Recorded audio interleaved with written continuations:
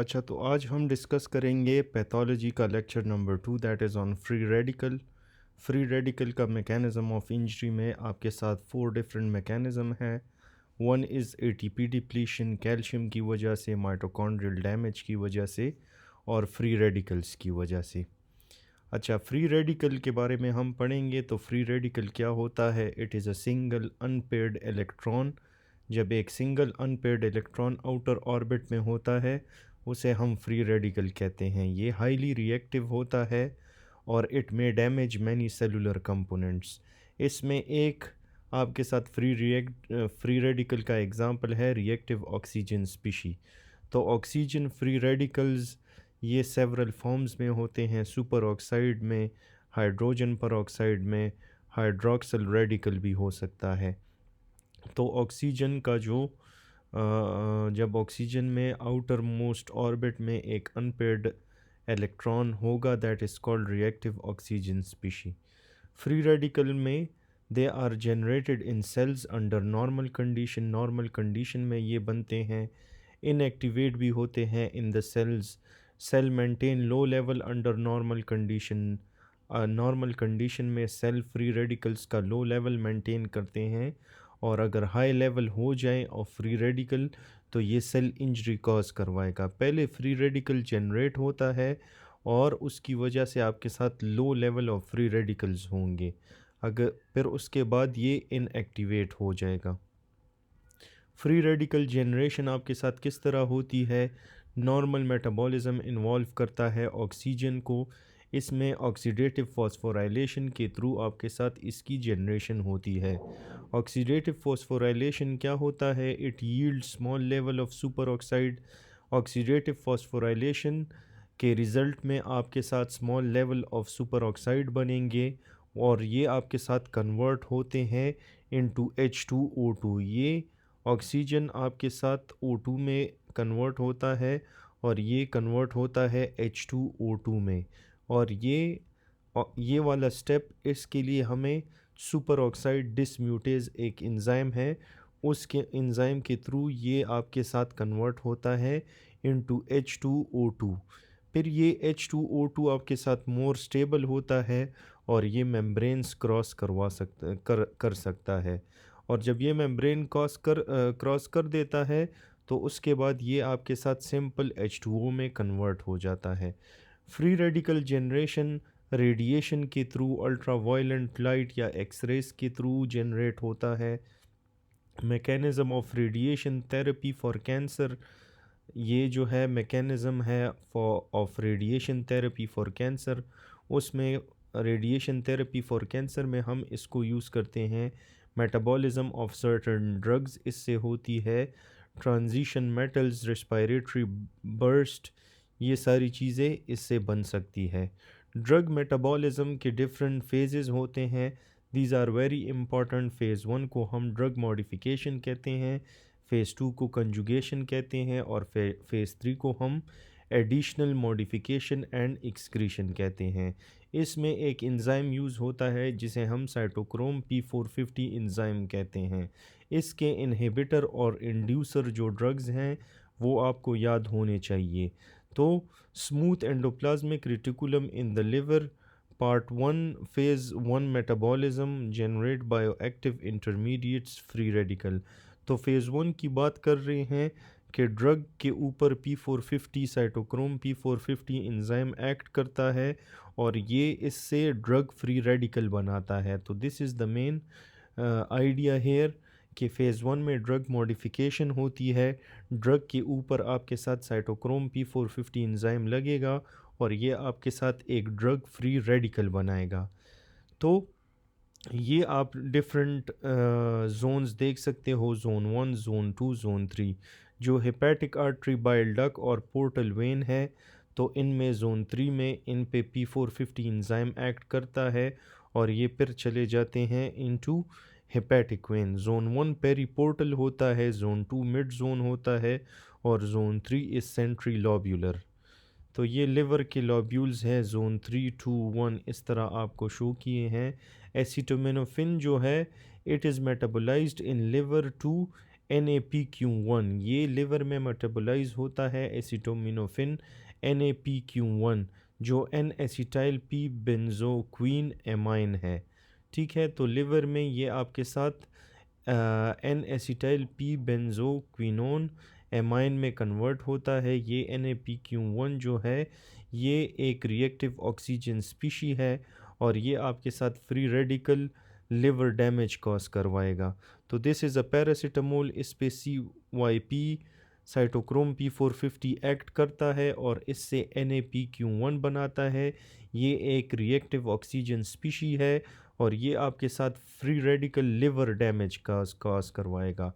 Transitional metals जो हमने पीछे पढ़े हैं, तो इसमें सुपर ऑक्साइड आता है विच is converted into H2O2 for inactivation. तो ये आपके साथ यहाँ पे है कि ये ऑक्सीजन आपके साथ H2O2 में कन्वर्ट होता है फॉर इनएक्टिवेशन। यहाँ पे एक रिएक्शन होता है जिसे हम कहते हैं फेंटन रिएक्शन, वो आपके साथ बनाएगा हाइड्रोक्सिल रेडिकल को। ये फेंटन रिएक्शन आपके साथ हाइड्रोक्सिल रेडिकल बनाएगा।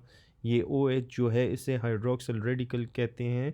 तो H2O2 के साथ Fe+2 आपके साथ ऐड होता है तो ये Fe+3 बनाएगा और हाइड्रोक्सिल आयन बनाएगा। इसे हम फेंटन रिएक्शन कहते हैं। या इस H2O2 के साथ कॉपर भी ऐड हो सकता है तो ये Cu+2 बनाएगा और एक हाइड्रोक्सिल रेडिकल बनाएगा। इसके अलावा हीमोक्रोमेटोसिस या विल्सन्स डिजीज़ में आपको हीमोक्रोमेटोसिस और विल्सन में आपको आयरन और कॉपर की टॉक्सिसिटी भी मिल सकती है। ट्रांजिशन मेटल्स जो है metal storage and transport protein, transferrin, ferritin, lactoferrin, ये डिफरेंट आपके साथ स्टोरेज और ट्रांसपोर्टर प्रोटीन्स हैं। ये ट्रांजिशनल मेटल्स की बात कर रहे हैं और इसमें सेरुलोप्लाज्मिन भी आता है। रिस्पायरेटरी बर्स्ट किसे कहते हैं कि फेगोसाइट आपके साथ बैक्टीरिया को इनगल्फ करेगा इन द फेगोसोम्स। तो ये आपके साथ एक फेगोसोम है, ये क्या करेगा, ये फेगोसाइट आपके साथ जो है बैक्टीरिया को इनगल्फ करेगा इन द फेगोसोम। फिर वहाँ पे H2O2 बनाएगा फेगोसोम में और वो बैक्टीरिया को किल कर देता है। तो ये आप देख सकते हो इस इमेज में कि पहले बैक्टीरिया आया, बैक्टीरिया को फेगोसाइट्स ने इनगल्फ किया।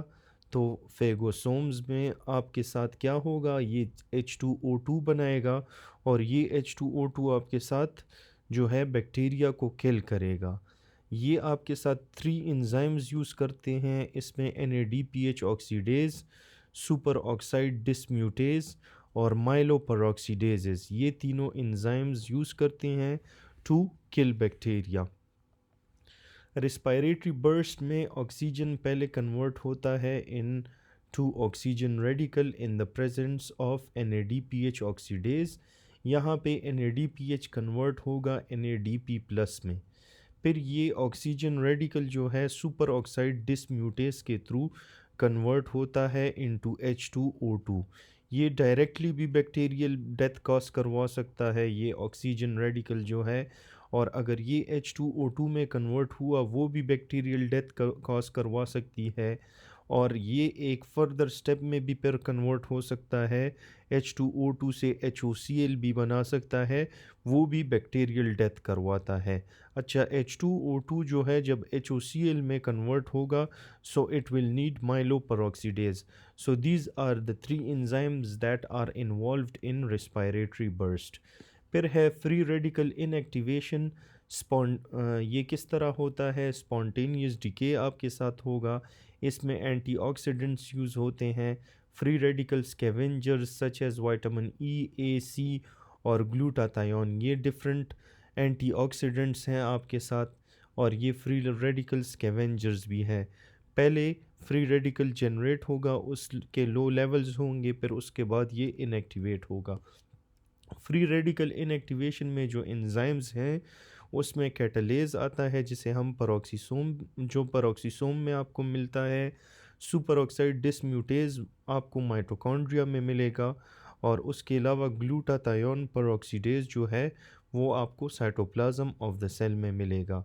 It requires glutathione, तो GSH is glutathione plus H2O2, तो ये आपके साथ फाइनल प्रोडक्ट जो बनाएगा दैट इज़ वाटर H2O। तो these are the different steps. इसमें याद रखना है कि ये सुपर ऑक्साइड डिसम्यूटेज आपको माइटोकॉन्ड्रिया में मिलता है। इसके अलावा ये कैटालेज जो आपको यहाँ पे मेंशन किया है ये आपको पेरोक्सिसोम में मिलेगा।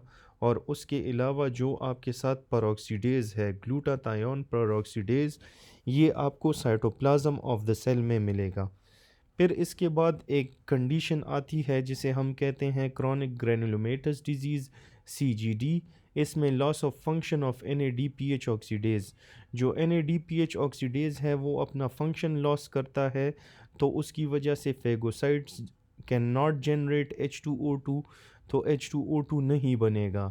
Catalase bacteria break down the H2O2, अभी ये H2O2 is broken down by the catalase bacteria.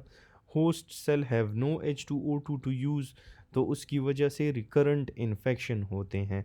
This is a very important feature of CGD जो आपको याद होना चाहिए। तो इसमें loss of function of NADPH oxidase का फंक्शन लॉस हो गया, H2O2 नहीं बनेगा, तो ये कैटलेज आएगा और ये सारे H2O2 को ब्रेक डाउन भी करवा देगा। There is no H2O2 to use, तो इसकी वजह से रिकरेंट इन्फेक्शन हो जाएंगे। कैटलेज बैक्टीरिया जो है वो अपना ख़ुद का H2O2 बनाते हैं, generate their own H2O2। Phagocytes use despite enzyme deficiency 5 organism cause almost all CGD infection. इसमें स्टेफोरियस, सूडोमोनास, सेरेशिया, नोकार्डिया, एस्परजिलस, ये 5 ऑर्गेनिज्म है, ये आपके साथ ऑल CGD इन्फेक्शंस कॉज करवा सकते हैं। फिर है G6PD डिफिशेंसी। इसमें लिमिटेड सप्लाई ऑफ ग्लूटाथायोन होता है जिसकी वजह से RBC डैमेज हो जाती है by free radicals and it leads to haemolysis. Classical trigger इसका क्या है? अगर एक पेशेंट फावा बीन्स खा रहा है, ये इसमें आपके साथ फावा बीन्स में it contains vicine which is converted to divicine, और ये आपके साथ रिएक्टिव ऑक्सीजन स्पीशी बनाता है, और ये रिएक्टिव ऑक्सीजन स्पीशी आपके साथ ग्लूटाथायोन को डिप्लीट करवाएगा। फिर है फ्री रेडिकल सेल डैमेज। तो फ्री रेडिकल सेल डैमेज में peroxidation of lipids is very important. आपने याद रखना है कि फ्री रेडिकल सेल डैमेज किस तरह करवाएगा? लिपिड परऑक्सीडेशन के थ्रू। परऑक्सीडेशन ऑफ लिपिड्स के थ्रू ये फ्री रेडिकल सेल को डैमेज करवाएगा। Peroxidase damages the membrane. इसमें आपको ऑक्सीडेशन ऑफ प्रोटीन्स भी मिलेगी और डैमेज एंजाइम्स। ये ऑक्सीडेशन ऑफ प्रोटीन जो है it will damage the enzymes, और DNA की डिसरप्शन भी आपको मिलेगी। DNA ब्रेक्स या उसकी क्रॉस लिंकिंग जो है वो ब्रेक हो जाती है। ठीक है, तो these are the different steps. ठीक है, अनसेचुरेटेड लिपिड आपके साथ उसके साथ इनिशिएशन होती है और ये लिपिड रेडिकल बनाता है। लिपिड और लिपिड रेडिकल जो है it is converted into lipid peroxyl radical. ठीक है, ये लिपिड पैरोक्सिल रेडिकल आपके साथ लिपिड पैरोक्साइड बनाता है, और ये आपके साथ प्रोपगेशन के थ्रू वापस एक लिपिड रेडिकल भी बना सकता है। तो these are the different steps in the lipid peroxidation. Reperfusion injury जो है MI में आपके साथ डिक्रीज ब्लड फ्लो हो जाती है विच लीड्स टू इस्कीमिया। तो रीपरफ्यूजन में क्या होगा कि ये ब्लड फ्लो तो यहाँ पे MI में कम हुई है, वहाँ पे अगर आप इस ब्लड फ्लो को ज़्यादा करोगे that is actually called reperfusion. ये सम रिवर्सिबली इंजर्ड सेल्स रिकवर, खुद ब खुद रिकवर होते हैं। सम सेल्स जो है वो डैमेज हो जाते हैं बाय रीपरफ्यूजन। अगर आप ब्लड फ्लो को इंक्रीज़ करोगे तो उससे सम सेल्स डैमेज भी हो सकते हैं, हो जाते हैं इन एक्चुअल। ठीक है, तो इसके सेवरल मैकेनिज़्म है। अगर आप ऑक्सीजन की सप्लाई को ज़्यादा करोगे तो उसकी वजह से फ्री रेडिकल की जनरेशन ज़्यादा हो जाएगी। Antioxidant lost from the injury और damage mitochondria incompletely reduce oxygen. जो डैमेज माइटोकॉन्ड्रिया होती है वो आपके साथ ऑक्सीजन को रिड्यूस करती है। इसके अलावा कार्बन टेट्राक्लोराइड जो है ये एक इंडस्ट्रियल सॉल्वेंट है and it was used for dry cleaning, ये याद रखना है। Liver highly sensitive to damage, ये लिवर को सेंसिटिव बना देता है to damage.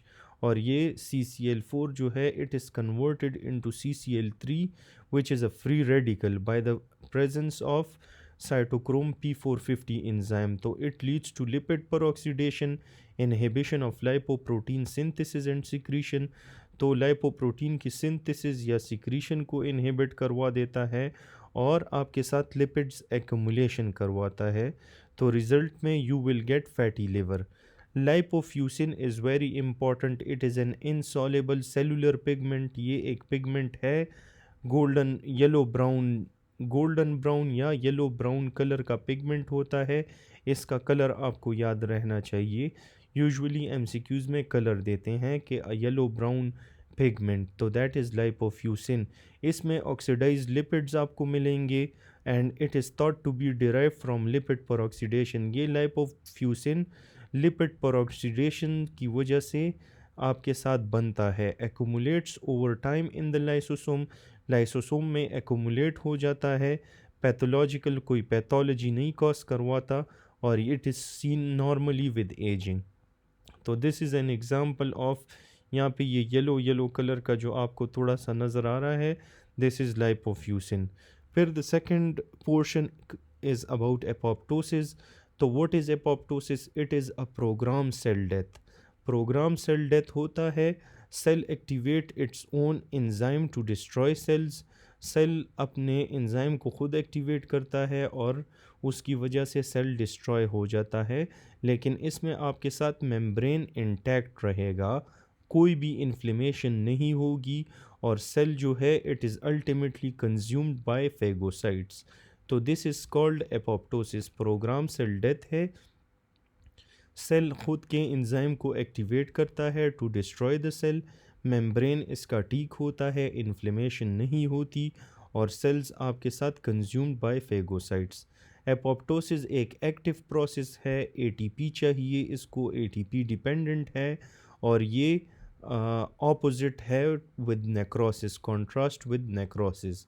Some stimuli cause apoptosis and necrosis, दोनों सम स्टिमुलाइज होते हैं जो आपके साथ दोनों कॉज करवा सकते हैं। एग्जाम्पल मायोकार्डियल इस्कीमिया, इसमें आपको evidence of both forms of cell death मिलती है। इनिशियल सेलुलर रिस्पॉन्स में एपोप्टोसिस होती है, उसमें इन्फ्लेमेशन इज़ एवॉइडेड और लेटर रिस्पॉन्स में आपको नेक्रोसिस मिलती है ड्यू टू एटीपी डिप्लीशन। अच्छा, इसके कॉजेज़ जो है, एम्ब्रियोजेनेसिस में भी एपोप्टोसिस होती है। हार्मोन विड्रॉवल अगर आप करते हो तो it leads to apoptosis which occurs in hormone dependent tissues such as endometrium with progesterone withdrawal। अगर endometrium से आप progesterone withdrawal करते हो तो उसमें आपको एपोप्टोसिस नज़र आएगी। इम्यून सेल्स में आपको नज़र आ सकती है such as the T cells in thymus, B cells in germinal center। Death to self reactive immune cells इसमें आपको नज़र आएगा और immune cells after inflammation resolve. तो टी लिम्फोसाइट्स और बी लिम्फोसाइट का एक पिक्चर आपको दिया है कि T cells in the thymus और B cells in the germinal center, ये जो है आपके साथ एपोप्टोसिस कॉज करवा सकते हैं। इसके अलावा DNA damage cells, abnormal cells और इन्फेक्टेड सेल्स, ये आपके साथ एपोप्टोसिस कॉज करवा सकती है। ठीक है, तो ये इसका एक इन्होंने एक डायग्राम दिया है, you can pause and look at it. अच्छा, एपोप्टोटिक मैकेनिज्म जो है it is caused by caspase enzyme. This is very important to remember. ये अक्सर एमसीक्यूज़ में टेस्ट किया जाता है कि ये कौन से एंजाइम से एपोप्टोटिक मैकेनिज्म होता है, तो that is your caspase enzyme. Inactive enzyme होता है इन द साइटोसोल, कैस्पेज़ की बात कर रहे हैं, और जब ये एक्टिवेट हो जाता है तो ये एपोप्टोसिस को लीड करता है। Two pathways for caspase activation, intrinsic pathway और एक्सट्रिंसिक पाथवे।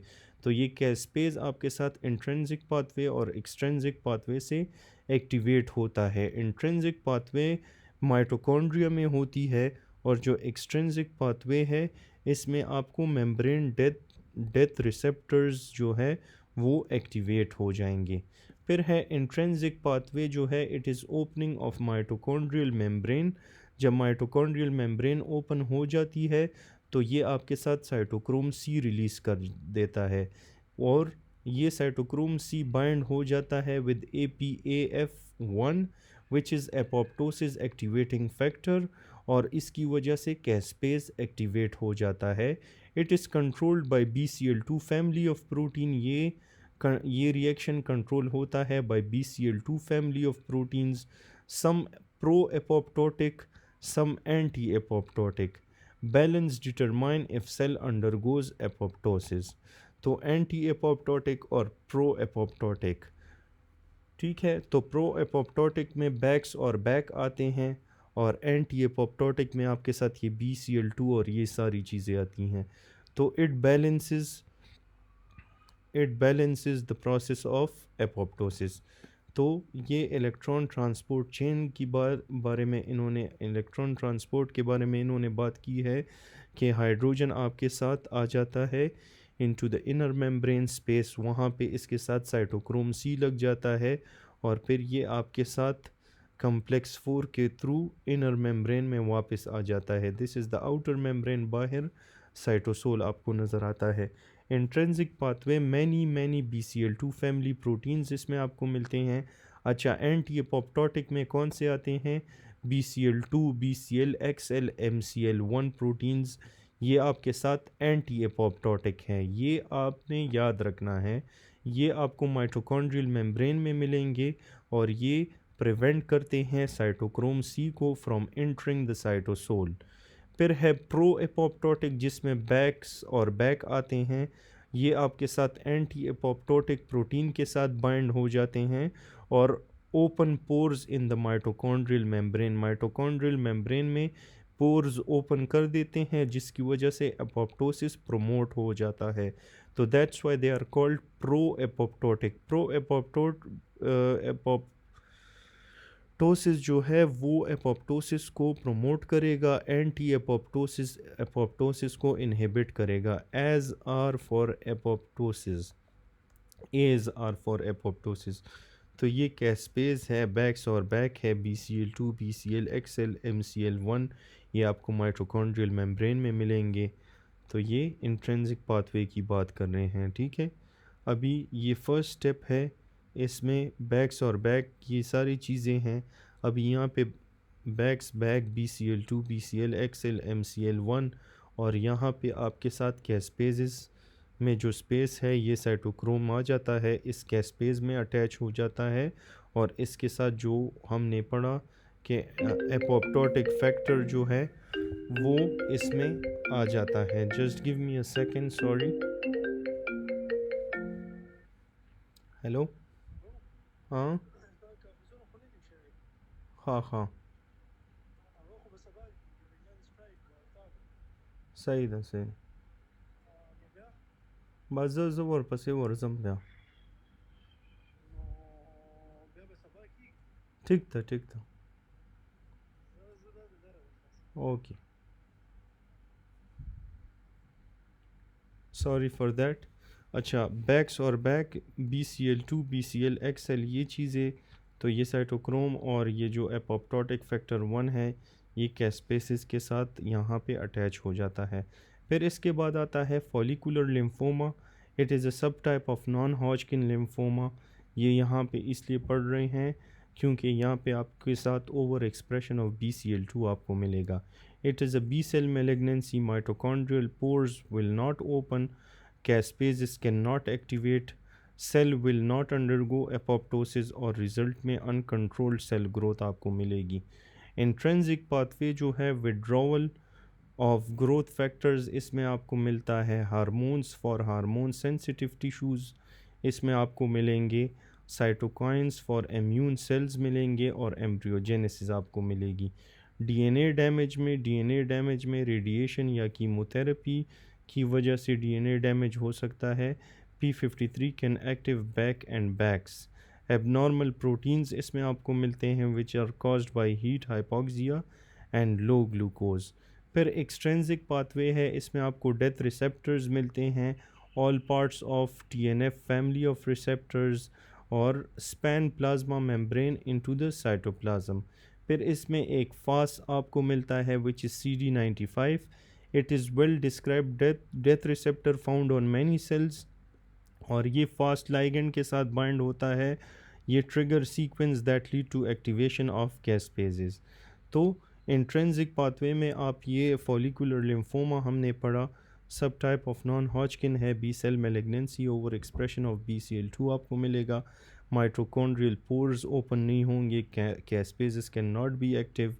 उसके अलावा सेल्स में विल नॉट अंडरगो एपोप्टोसिस, तो अनकंट्रोल्ड सेल ग्रोथ आपको मिलेगी. Intrinsic pathway में withdrawal of growth factors, hormone for hormone sensitive tissues, cytokines for immune cells, embryogenesis.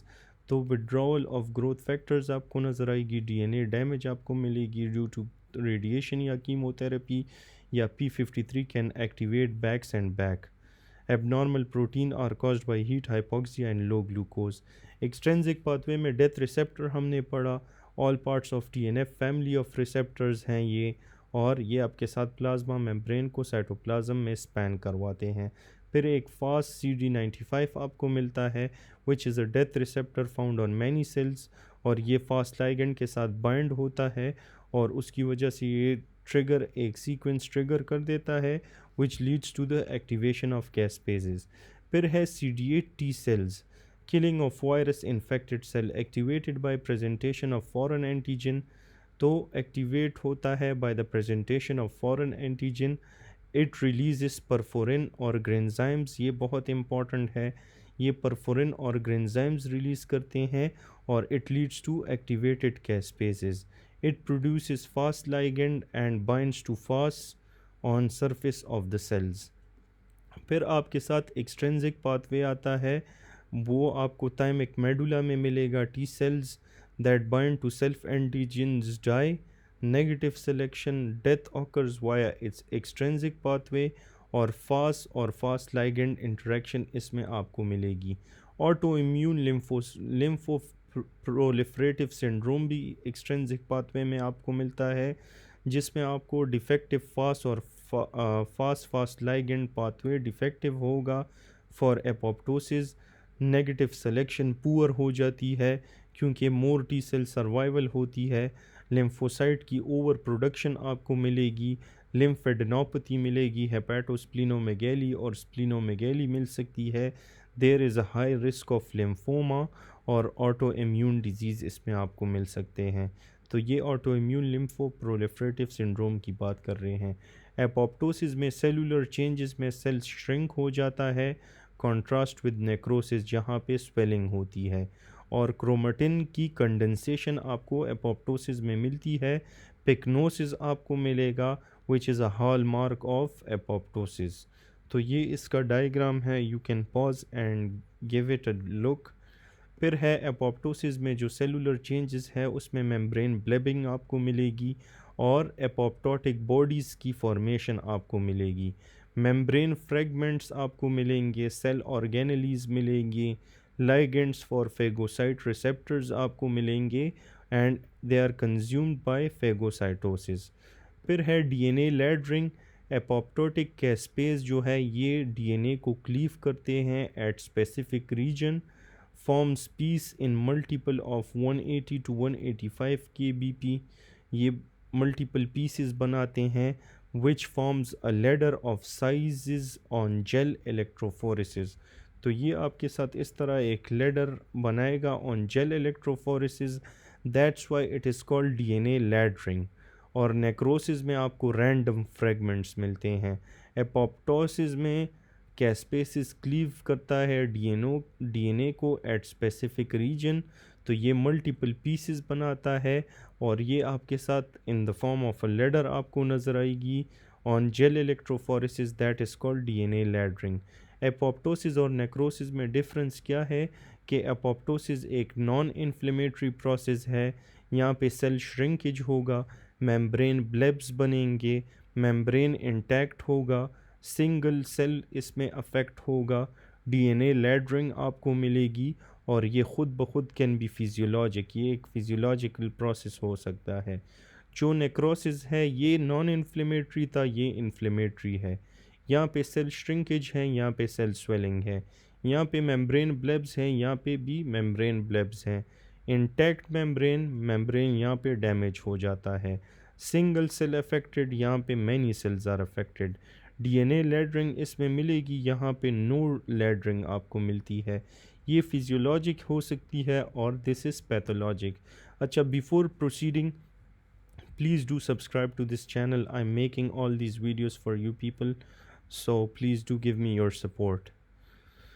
अच्छा, इसके बाद necrosis है, so we will discuss necrosis in the next lecture.